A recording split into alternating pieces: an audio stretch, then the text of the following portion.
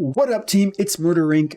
here talking about defenders and their artifacts. I really like diving into artifacts for all types of heroes because there's a lot of unique ones that kind of get pushed aside. I think the Immortal Codex really opened a lot of players' eyes to all the different options people have for all the different roles. So today we're going to be talking about the best artifacts to be using for all of your defenders in Watchers of Realm. Let's go.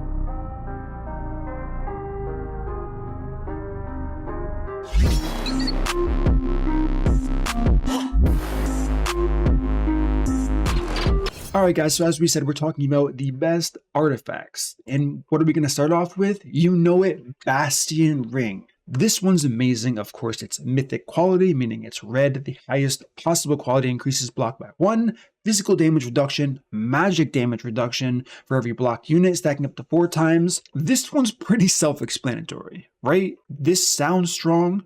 It is strong once you use it, and this is definitely one of arguably the best survivability, maybe not so arguably, the best survivability artifact you can have.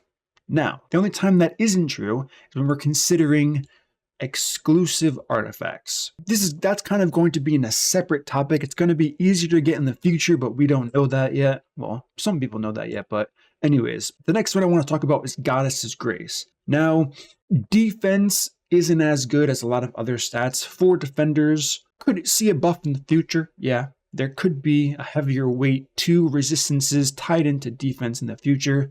Like defense gives you X magic res, phys res, and have it just scale better because at the moment it's a bit lackluster. So if you have nothing, Goddess's Grace is going to be a massive, massive survivability increase for you. Is it as good as Bastion Ring? No, it isn't. Could it be? I don't think it ever could be in the current, with how currently defense works. So yeah, we'll just leave it at that. It's not as good, but it's still good if you have nothing. Next one I'm talking about is a tuning crystal. This one's kind of interesting. If you've used this in content where you're hitting tons of enemies at the same time, this thing is an insta-heal, first of all. Every 10 attacks, you will just insta-heal to full because you're hitting so many targets. Of course, the cap being 5. And it's restoring for 10% of the damage dealt. Now, when they made these artifacts, I don't think games rarely understand what their top end is going to look like. For example, I used this on Captain Reeves in full damage gear, who was doing 280,000 damage per hit in an AoE. So now you can kind of think about that. Deals AoE physical damage one time equal to 200% of the damage multiplier. Thinking about the number I just said that he's doing every second, to hit 5 targets and then restores 10% of that damage. This is why when you see Captain Reeve in a breakdown, he's doing tens of millions of healing, which is not normal for a defender. Made possible by the tuning crystal. So that's a very niche scenario here, where if you have a defender that's attacking quickly and is attacking 5 targets preferably, this can be a amazing self-sustain artifact to just keep full healing the defender over and over. But you need the enemies to do it, right? If there aren't enemies coming at you 5 at a time, the heal might not be that big. Now, the next one that I kept around that I have used before, and I think this is going to be better for the early, mid-game, late-game player, is going to be the Death Knell. When the hero is deployed, increases defense by 5%, that part's kind of whatever. When the hero's HP drops to 40% or below, instantly restores 15%. Now, this one's okay, and it's okay pretty clearly. This can only happen once per deployment. 15% health isn't a lot of health, but it can save you. It can save you. Only you will know your progression. The reason why I'm even including this is because after seeing this artifact and thinking back to my progression, whether it's faction trials, whether it was the campaign, elite, hard, whatever difficulty, I can think of like, I don't know, 10, 15 stages where I had a defender die that I needed to just barely live to clear that stage. And it costed me like 2 days of waiting to get gear upgrades. This artifact would have made a difference.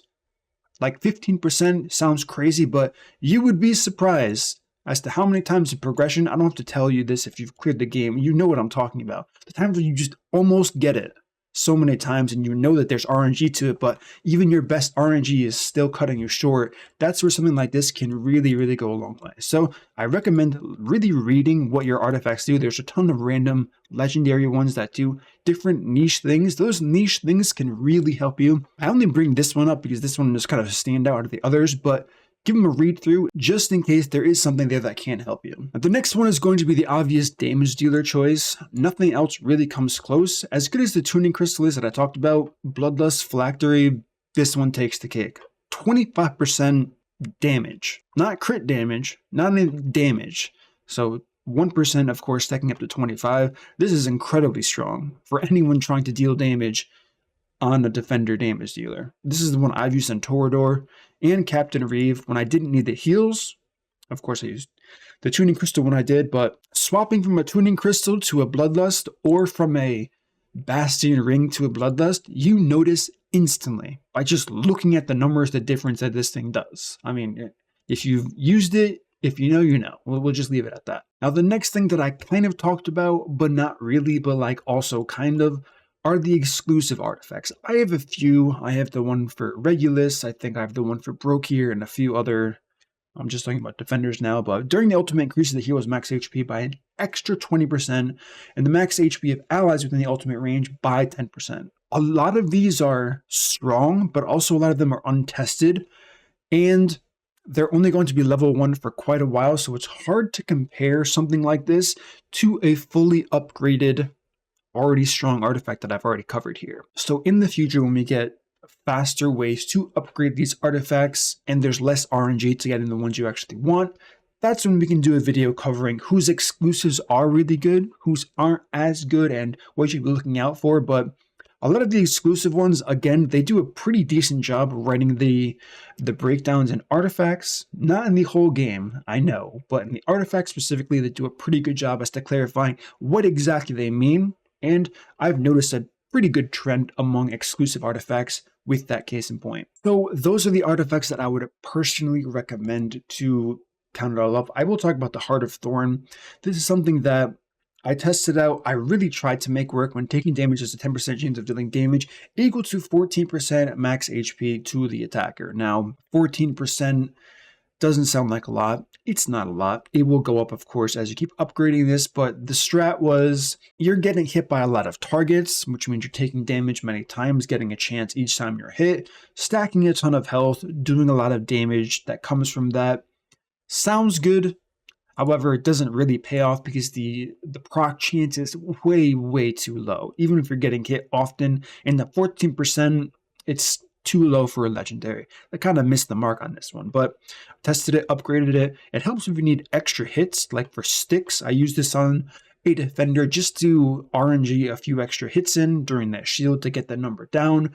But outside of that, as much as I wanted to make this work and say it could have been really good, it fell a bit short. So there are going to be other mythics and other legendaries that maybe you're using that's helpful to you. That's why it's really hard to make concrete best lists, because everyone's account's different, everyone's needs are going to be different, and there are a lot of niche ways to build things in this game that can benefit such a wide spectrum of players. So to pinpoint everything that's considered the best for every player would be impossible. This is just my list so far.